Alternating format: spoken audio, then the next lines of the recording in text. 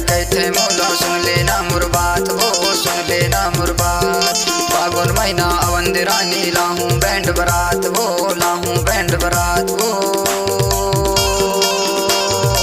CG माँ Karma गावास MP तक आरो आवे, तुर बोली सुन के नैना रोवाए रे। सीजी माँ कर्मा गावास एमपी तक आरो आवे, तुर बोली सुन के नैना रोवाए रे।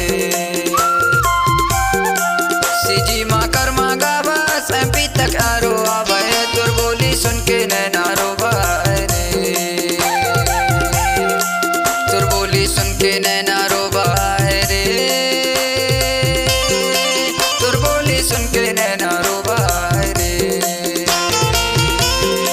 सीजी माँ कर्मा गावास एमपी तक आरो आवे, तुर बोली सुन के नैना रोवाए।